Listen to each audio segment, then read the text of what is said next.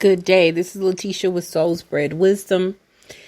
And this is actually a continuation to a recording that I made this morning on Pluto Mars Square. And I talked about how, the lower vibration of this frustrating energy is brutality and pain and frustration and anger and lashing out and so forth. And we have an opportunity to move to the high vibration, which would be an energy of protection and an energy of peace. And so I was thinking about it further, and it's not enough to say we need to move from here to there. But oftentimes the question is, how do I move from this lower vibrating energy to a higher vibrating energy? So I wanted to bring that offering back. And in order to, for any challenging energy anywhere in our chart, but in particular, as it has to do with challenging aspects to with Pluto in our chart, to any planet, we understand that Pluto brings shame, unforgiveness, vengefulness, guilt, lots and lots of fear, and unresolved pain. And these energies get stuck inside of our gut. And there's a study by Harvard. I mentioned this in a podcast before, that Harvard University conducted a study between the link from the gut to the brain. And it's understood that that fear is in the gut, and it can be trapped in the gut, and it affects the brain and how we show up for ourselves and others in the world. And the key thing for healing any Pluto aspect and being able to move to a higher vibration is to forgive ourselves.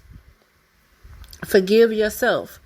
Lisa Nichols, who is a motivational speaker, very successful, and Louise Hay, who was a great publisher and writer and author on our thoughts and thinking ourselves into, a better place of being.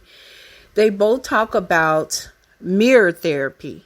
They talk about going to the mirror. Lisa Nichols in particular talks about going to the mirror and looking yourself in the eye and forgiving yourself for whatever it is. She talks about this healing therapy for 30 days. Forgiving yourself for some of the things that you look back on, which were plutonic, Pluto Operations, Scorpionic, 8th house, low vibrating things that we did when we were unaware. We were just operating on our programming, not realizing that we were hurting others and hurting ourselves. But to go to the mirror and look ourselves in the eye and forgive ourselves constantly for things that we have done that made us feel low, things that we have been ashamed of, things that we have felt guilt for. And as we openly say to ourselves, I forgive you for this, that, and the third, then there is a healing that begins to happen with us. We are not judging ourselves for things that we have done out of our programming, as a way to move to this higher energy of love. And that love and compassion has to first start within us. It starts within us, where we we own our stuff. We have moved away from blaming it and shifting the blame to mama, daddy, grandmama, granddaddy, auntie, uncle, them and they and those. We are no longer doing that.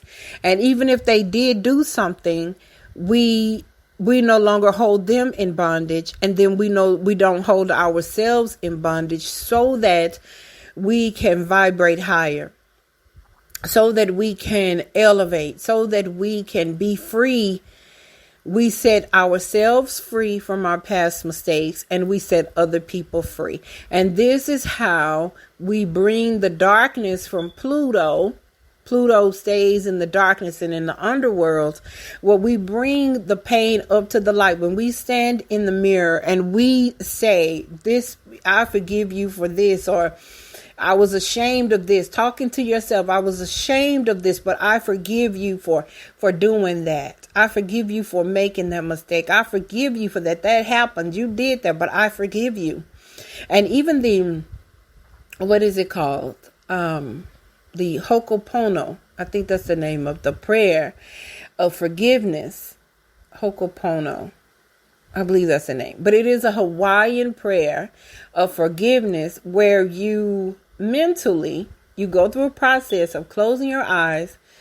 You mentally see yourself on a stage, and then you mentally call forward everyone whom you have offended, or they offended you. They hurt you. They did something to you from your childhood, whether they are dead or alive.